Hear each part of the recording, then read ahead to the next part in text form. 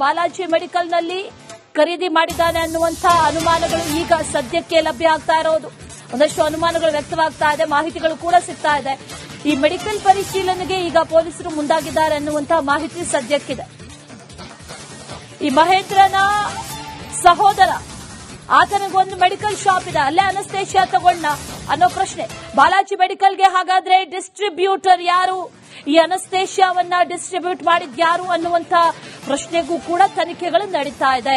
Anaesthesia ಯಾರ್ಯಾರಿಗೆ ಈತ ಮಾರಾಟ ಮಾಡಿದ್ದಾನೆ, 6 ತಿಂಗಳ ಮಾಹಿತಿಯನ್ನು ಪಡೆಯೋದಕ್ಕೆ ಪೊಲೀಸರು ಈಗ ಒಂದು ಪತ್ರವನ್ನ ಬರೆದಿದ್ದಾರೆ. ಈ ಮಹೇಂದ್ರ ಎಲ್ಲೆಲ್ಲಿ ಓಡಾಡಿದ್ದಾನೆ ಅನ್ನೋದ್ರ ಬಗ್ಗೆಯೂ ಕೂಡ ಒಂದು ಆಂಗಲ್ನಲ್ಲಿ ತನಿಖೆ ನಡೀತಾ ಇದೆ. ಮತ್ತೊಂದು ಕಡೆಯಲ್ಲಿ ಮೆಡಿಕಲ್ಗೆ ಎಷ್ಟು ಬಾರಿ ಭೇಟಿ ಕೊಟ್ಟ, ಏನೇನ್ ತಗೊಂಡ, ಅದರ ಬಗ್ಗೆಯೂ ಕೂಡ ತನಿಖೆಗಳಾಗ್ತಾ ಇದೆ. ಈಗ ಪೊಲೀಸರೊಂದು ಪತ್ರ ಬರೆದಿದ್ದಾರೆ. ಪೊಲೀಸರು ಪತ್ರ ಬರೆದು ಅನಸ್ತೇಶಿಯಾ ರಹಸ್ಯವನ್ನ ಭೇದಿಸೋದಕ್ಕೆ ಮುಂದಾಗಿದ್ದಾರೆ. ಇದೇ ವಿಚಾರಕ್ಕೆ ಸಂಬಂಧಪಟ್ಟಂತೆ ಡೀಟೇಲ್ಸ್ ಅನ್ನ ಕೊಡ್ತಾರೆ ನಮ್ಮ ಪ್ರತಿನಿಧಿ ಧ್ರುವರಾಜ್. ನೇರ ಸಂಪರ್ಕದಲ್ಲಿ ಜಾಯಿನ್ ಆಗ್ತಾ ಇದ್ದಾರೆ. ಧ್ರುವರಾಜ್, ಮಹೇಂದ್ರ ರೆಡ್ಡಿಯ ವಿಚಾರ ಜೊತೆಯಲ್ಲಿ ಆತ ಏನೇನ್ ಮಾಡ್ತಾ ಇದ್ದ ಅನ್ನುವಂಥ ವಿಚಾರವೂ ಕೂಡ ಬಹಳ ಇಂಟ್ರೆಸ್ಟಿಂಗ್. ಅದರ ಜೊತೆಯಲ್ಲಿ ಈಗ ಒಂದಷ್ಟು ಮಾಹಿತಿಗಳು ಲಭ್ಯ ಆಗ್ತಾ ಇರೋದು ಈ ಅನಸ್ತೇಶಿಯಾ ವಿಚಾರಕ್ಕೆ ಸಂಬಂಧಪಟ್ಟಂತೆ. ಡೀಟೇಲ್ಸ್ ಏನಿದೆ ಧ್ರುವ?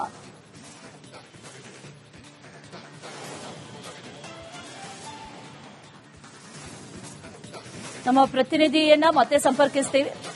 ಅನಸ್ತೇಶಿಯಾ ರಹಸ್ಯವನ್ನ ಈಗ ಭೇದಿಸ್ತಾ ಇದ್ದಾರೆ ಪೊಲೀಸರು.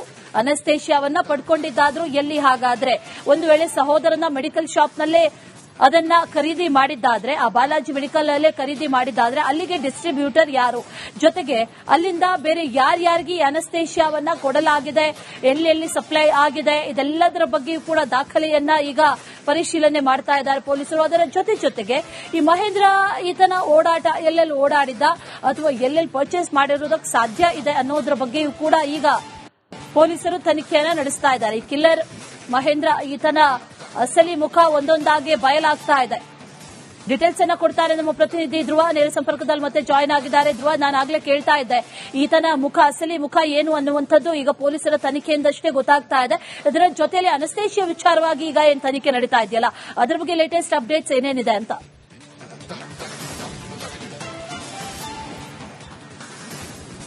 ಅಶ್ವಿನಿ, ಮುಖ್ಯವಾಗಿ ಈ ಕೃತಿಕನನ್ನ ಆತ ಕೊಂದಿರುವಂತದ್ದು ಅನಸ್ತೇಶಿಯಾವನ್ನ ಕೊಟ್ಟು ಅಂತ ಗೊತ್ತಾಗಿರುವಂತದ ಕಾರಣಕ್ಕಾಗಿ ಈ ಅನಸ್ತೇಶಿಯಾ ಹೇಗ್ ಸಿಕ್ತು, ಎಲ್ಲಿ ಖರೀದಿ ಮಾಡಿದ್ದಾನೆ ಅನ್ನುವಂಥದ್ದನ್ನ ಈಗ ಸದ್ಯ ಪೊಲೀಸರು ತನಿಖೆಯನ್ನ ಮಾಡ್ತಾ ಇದ್ದಾರೆ. ಈಗಾಗಲೇ ಆತನ ಸಹೋದರನ ಮೆಡಿಕಲ್ ಅಲ್ಲಿ ತೆಗೆದುಕೊಂಡಿರುವಂತಹ ಅನುಮಾನ ಇತ್ತು. ಆ ಒಂದು ನಿಟ್ಟಿನಲ್ಲಿ ಈ ಅನಸ್ತೇಶಿಯಾವನ್ನ ಎಲ್ಲಿ ಖರೀದಿ ಮಾಡಿದ್ದಾರೆ ಅನ್ನುವಂತಹ ವರದಿಯನ್ನ ಈಗ ಸದ್ಯ ಕಮಿಷನರ್ ಆಫ್ ಡ್ರಗ್ ಅಡ್ಮಿನಿಸ್ಟ್ರೇಷನ್ಗೆ ಒಂದು ಪತ್ರವನ್ನು ಬರೆದಿದ್ದಾರೆ ಮಾರತಹಳ್ಳಿ ಪೊಲೀಸರು.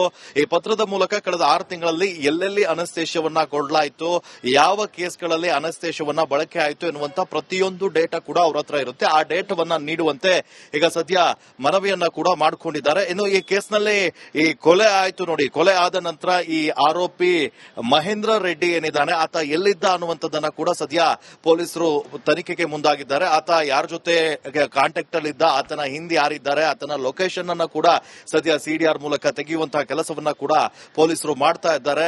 ಈಗ ಕೃತಿಕಾ ರೆಡ್ಡಿ ಕೊಲೆ ಕೇಸ್ನಲ್ಲಿ ಮಹೇಂದ್ರನನ್ನ ವಿಚಾರಣೆಯನ್ನ ಮಾಡ್ತಾ ಇದ್ದಾರೆ. ಆಲ್ರೆಡಿ ಆತನನ್ನ 12 ದಿನಗಳ ಕಾಲ ಕಸ್ಟಡಿಗೆ ಪಡೆದುಕೊಂಡಂತಹ ಪೊಲೀಸರು ಈ ಪ್ರಕರಣಕ್ಕೆ ಸಂಬಂಧಪಟ್ಟ ಹಾಗೆ ಹಲವು ವಿಚಾರಣೆಗಳನ್ನ ಕೂಡ ಮಾಡ್ತಾ ಇದ್ದಾರೆ. ಆದ್ರೆ ಈಗ ಅನಸ್ತೇಶಿಯಾ ಮೂಲ ಏನಿದೆ ಅದನ್ನ ಪತ್ತೆ ಮಾಡಲಿಕ್ಕೂ ಕೂಡ ಮುಂದಾಗಿರುವಂತದ್ದು. ಈಗ ಅನಸ್ತೇಶಿಯಾ ಕೊಟ್ಟಂತಹ ಆ ಒಂದು ಮೆಡಿಕಲ್ ವಿರುದ್ಧ ಕೂಡ ಸದ್ಯ ಕ್ರಮ ಆಗುತ್ತೆ.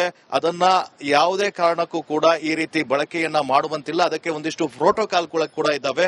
ಹೀಗಾಗಿ ಈ ಒಂದು ಅನಸ್ತೇಶಿಯಾವನ್ನ ದುರ್ಬಳಕೆ ಮಾಡಿಕೊಂಡಂತಹ ಪ್ರಕರಣ ಕೂಡ ಇವರಿಗೆ ಮತ್ತೆ ಸುತ್ತಕೊಳ್ಳುವಂತಹ ಸಾಧ್ಯತೆಗಳಿದ್ದಾವೆ. ಅದರ ಹಿಂದೆ ಶಾಮೀಲಾದಂತಹವರಿಗೂ ಕೂಡ ಪೊಲೀಸರು ಅವರನ್ನ ಕೂಡ ಬಂಧಿಸುವಂತಹ ಸಾಧ್ಯತೆಗಳಿದ್ದಾವೆ. Ashwini. Right Dhruva, thank you ಡೀಟೇಲ್ಸ್ಗೆ.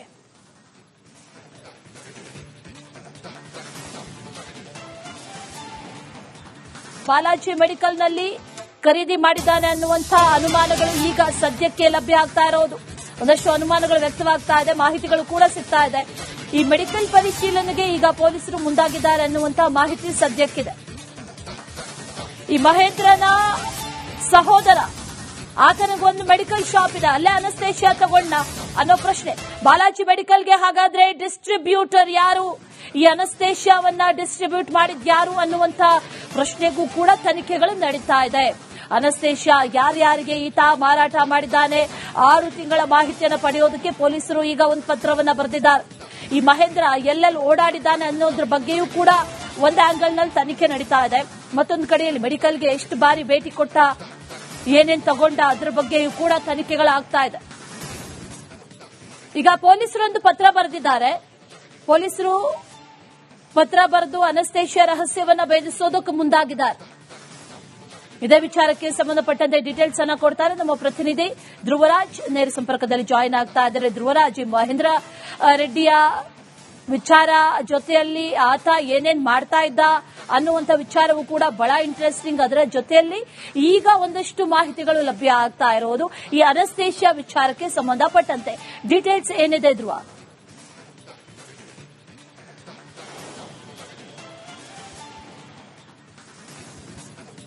ನಮ್ಮ ಪ್ರತಿನಿಧಿಯನ್ನ ಮತ್ತೆ ಸಂಪರ್ಕಿಸ್ತೀವಿ.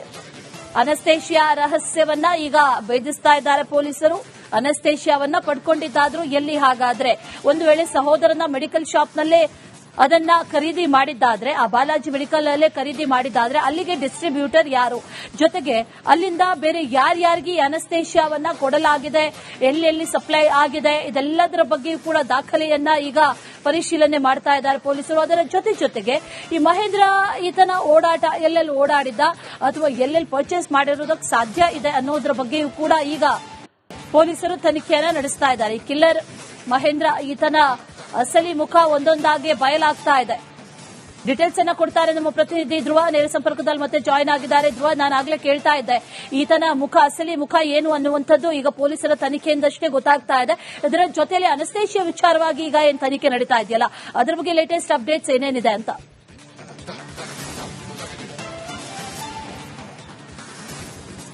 ಅಶ್ವಿನಿ, ಮುಖ್ಯವಾಗಿ ಈ ಕೃತಿಕನನ್ನ ಆತ ಕೊಂದಿರುವಂತದ್ದು ಅನಸ್ತೇಶಿಯಾವನ್ನ ಕೊಟ್ಟು ಅಂತ ಗೊತ್ತಾಗಿರುವಂತದ ಕಾರಣಕ್ಕಾಗಿ ಈ ಅನಸ್ತೇಶಿಯಾ ಹೇಗ್ ಸಿಕ್ತು, ಎಲ್ಲಿ ಖರೀದಿ ಮಾಡಿದ್ದಾನೆ ಅನ್ನುವಂಥದ್ದನ್ನ ಈಗ ಸದ್ಯ ಪೊಲೀಸರು ತನಿಖೆಯನ್ನ ಮಾಡ್ತಾ ಇದ್ದಾರೆ. ಈಗಾಗಲೇ ಆತನ ಸಹೋದರನ ಮೆಡಿಕಲ್ ಅಲ್ಲಿ ತೆಗೆದುಕೊಂಡಿರುವಂತಹ ಅನುಮಾನ ಇತ್ತು.